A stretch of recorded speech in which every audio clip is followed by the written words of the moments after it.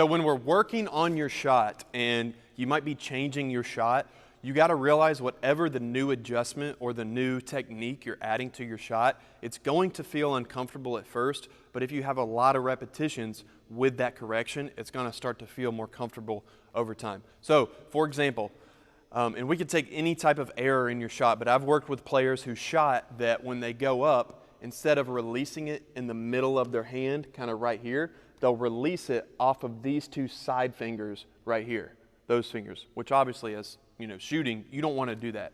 So I've worked with players where I'll say, all right, all I want you to focus on is releasing off the middle two fingers. And they'll go up, they'll focus on that, and they'll be like, whoa, that felt weird. Well, when you're doing something new or you're adding a new technique, it's gonna feel a little bit off at first, but the key is you gotta stay focused on that muscle memory and that repetition, and then whatever your new correction is, over time, you'll start to feel more comfortable with it.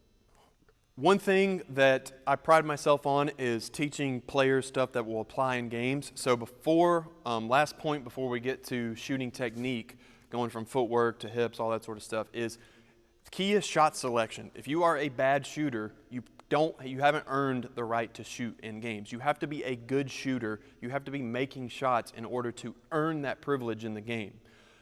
And a good shot selection is one that you can reliably make and one that you have practiced and proven you can make, and you've done it hundreds or thousands and thousands of times.